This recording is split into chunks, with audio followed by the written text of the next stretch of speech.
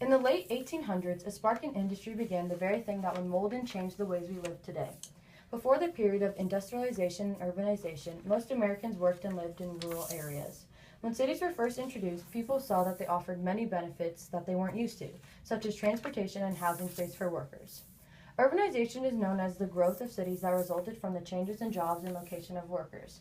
Many new inventions added to the continual growth of the cities and more addition to urbanization. Skyscrapers were used to make better use of land and made modern city life possible, while steel helped increase the height and stability of these buildings.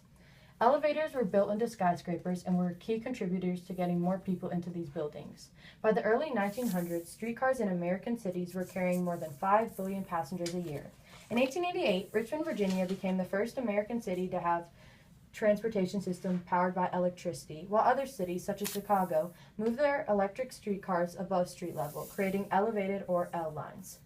Cities like New York placed their city rail lines in underground tunnels, making subways.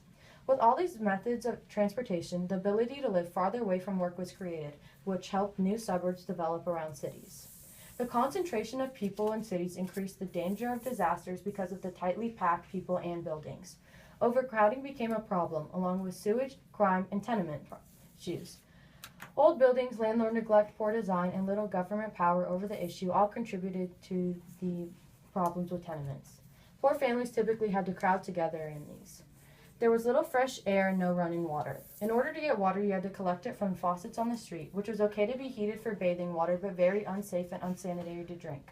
The sewage systems were inadequate, leading to high amounts of untreated waste and raw sewage.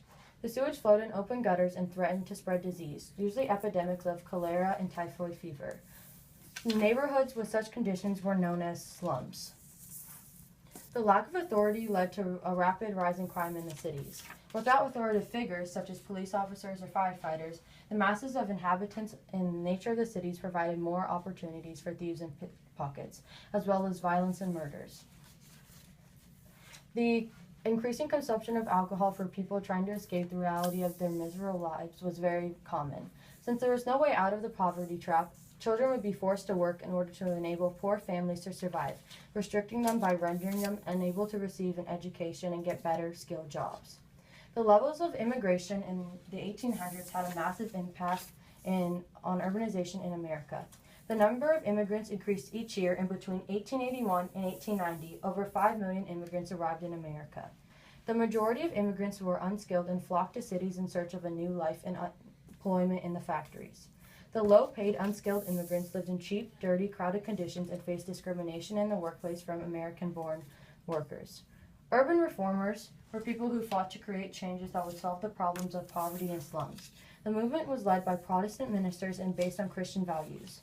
Important concerns of the social gospel movement were labor reforms, such as abolishing child labor. In 1889, the Jane Addams founded Chicago's Whole House, a settlement which helped poor people and immigrants improve their lives by providing daycare, education, and health care to these people. The Whole House soon became a model for other settlement houses for people living in slum neighborhoods.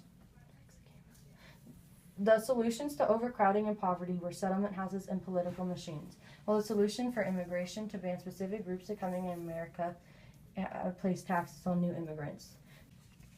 The spark of industrialization in the late 1800s shaped and molded the world we live in today. Cities with skyscrapers and rail cars offered more job opportunities and benefits than living in the rural world that most Americans were used to. The concentration of people in cities increased the danger of disasters because of the tightly packed people in buildings, while overcrowding, sewage, crime, and tenement problems also caused many of these issues. While all these new people and no authority, there was a rapid increase in crime. Urban reformers and political machines fought to save all these new problems, while over 5 million unskilled immigrants came to America in less than 9 years. To try and solve the problems of overcrowding, specific groups of immigrants were banned to coming to America, and the rest were forced to pay taxes.